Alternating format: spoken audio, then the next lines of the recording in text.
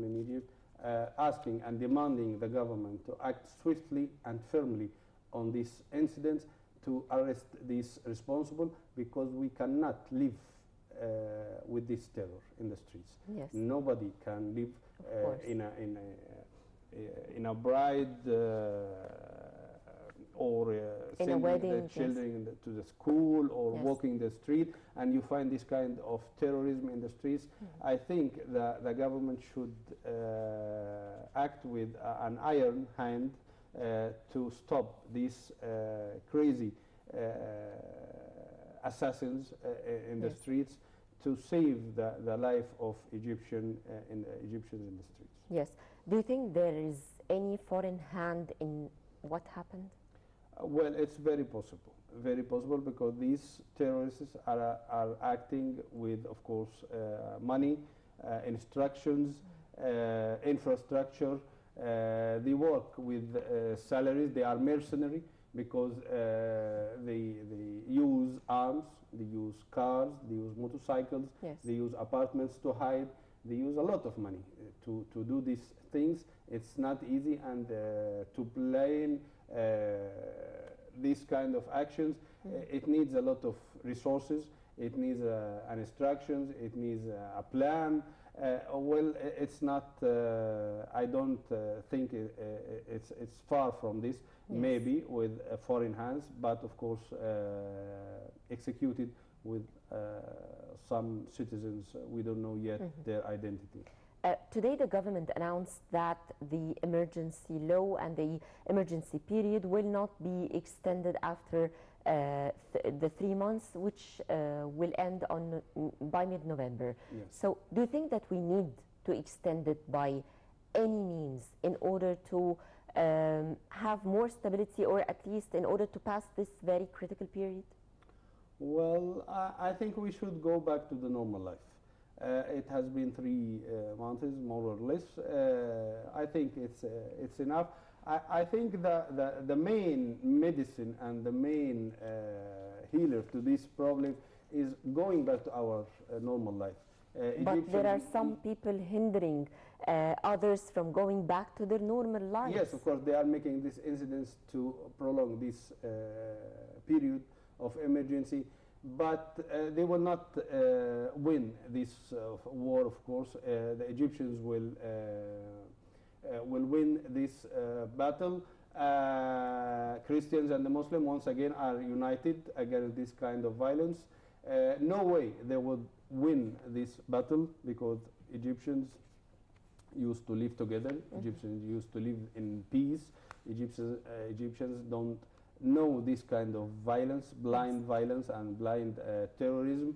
So they would fail sooner or later. And I think we have passed a lot of problems, and we won the main battles in Sinai against the sit-ins in Cairo and other places. Yes. I think we secured for a big percent our borders with Libya, our borders with Gaza Strip and the Palestinians. So I think we won a lot in this battle. Sooner or later we would put an end to this kind of blind violence.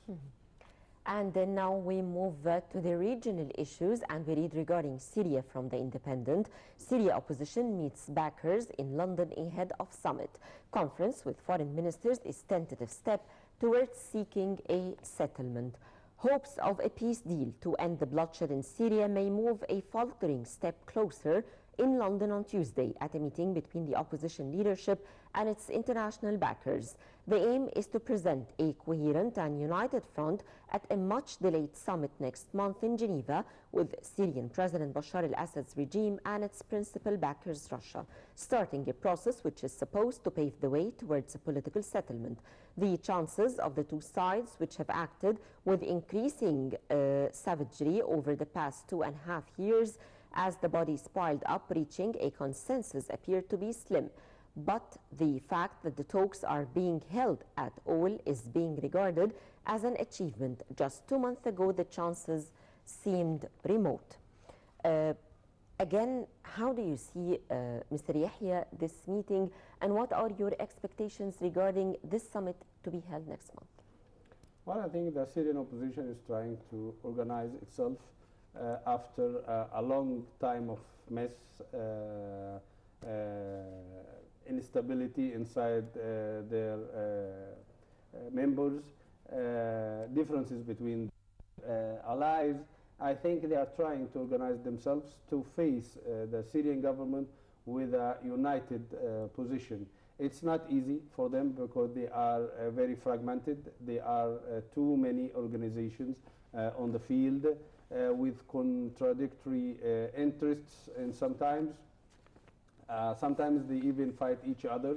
So it's not an easy task, not an easy job, but of course it's necessary, especially for the United States, United Kingdom, Saudi Arabia, and other, Qatar, of course, and Turkey, these allies who are trying to support and to push the opposition against the Syrian government.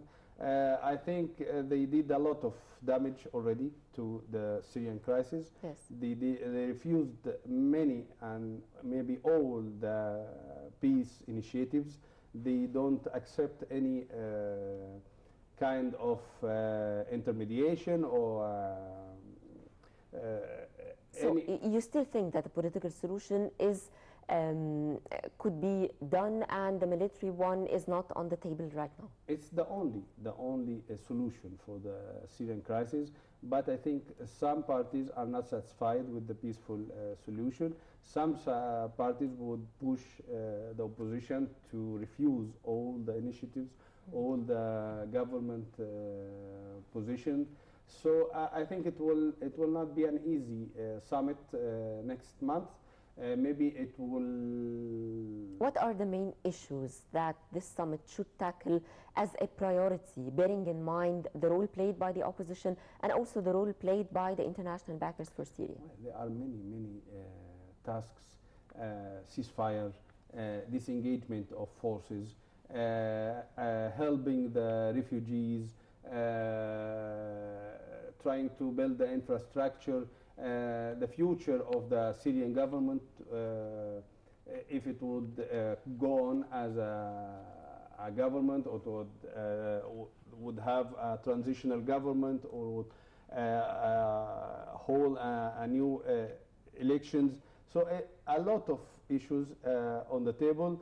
I think there is no agreement on them. I think it will be tough and very long discussions and negotiations.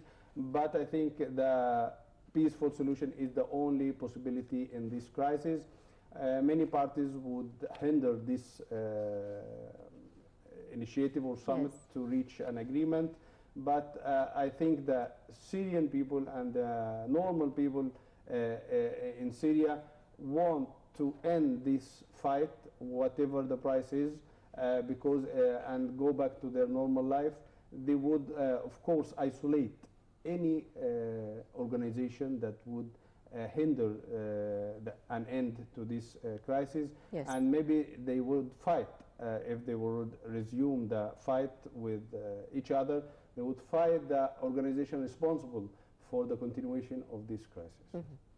And finally, from the Washington Post, we read 70.3 million French phone records, 30 days. U.S. envoy summoned after new NSA report. The U.S. National Security Agency swept up 70.3 million French telephone records in a 30-day period, according to a newspaper report on Monday that offered new details of the massive scope of a surveillance operation that has angered some of the country's closest allies. The French government summoned the U.S. ambassador for an explanation on Monday and renewed demands for talks on protection of personal data, as well as pledges that the surveillance would cease. So how do you see this incident of U.S. spying? Well, it's amazing, of course, the amount of records they had, access to the normal telephone calls and communications inside France.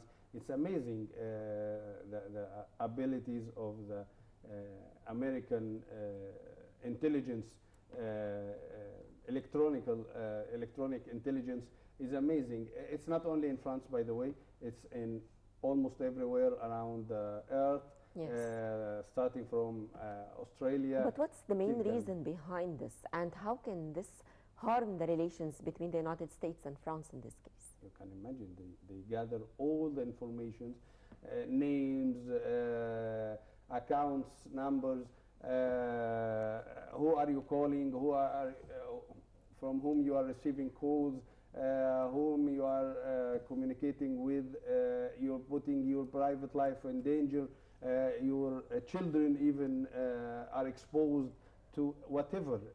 They are gathering all these. It's a dirty war of intelligence, and it's continuous. It's everywhere in the world. They did it, and we remember last month they did it in Brazil, they did it in Mexico, they did it in Argentina. So they are doing it everywhere, and it's time. It's about time for Europe to put an end. It's about time for the international community to put an end. Maybe it's time also for the UN to put a resolution over a law that prevents countries with with the American ability to spy and to make these espionage operations everywhere. Yes. If they did this in France, you can imagine what they are doing here in the Middle East or Yes. anybody else. But how do you think this crisis maybe between the two countries could be solved? Well, it's difficult, but it's not impossible, of course. It's difficult because it's between friends, it's between allies.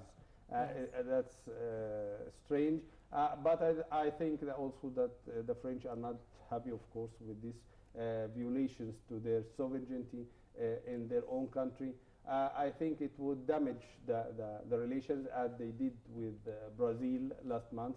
The president of Brazil criticized the United States publicly. Other Latin American countries did the same. So I think the Europeans would also come to the field to attack and try to stop United States from spying. Yes. With these giant electronic abilities. Yes. Inside maybe some communication center, maybe inside even the main embassy in Paris or in other capitals. So it's very, very disappointing for the French. Yes. Also, we have a very disappointing comment from the United States because it said that this is something normal and it could happen at any country. Yes. But don't you think that if another country spied on the United States, the reaction would have been totally different? Of course, they would not allow. It's the American bride. They are very jealous about their informations, about their technological abilities. They would not allow. They did the same, or they are now following and persecuting the Snowden, the NSA, or the Yes. ex-contractor of the CIA, and they are following them all over the world. They are trying to stop him from exposing the information he has. They are trying to pressurize Russia and other countries to arrest him. So they are very jealous about their information, as we said with the scandal of WikiLeaks last Yes. year or 2 years ago. So it's a war, but it is a dirty one. Of course, the winner is the most developed in electronics. Of course, the United States has a lot of abilities in this field. But I think many countries would not allow and would not accept This to take place, of course. Yes, kind of actions in their territories. Dear viewers, as we wrap up our episode, I would like to thank my guest in the studio, Mr. Yehia Negm, former diplomat and political analyst. Thank you very much, Mr. Yehia, for joining us You're here. welcome. Thank you very much. And we hope you enjoyed today's episode. Many thanks for watching. Stay tuned for more coming up on Nile International, and have a pleasant time.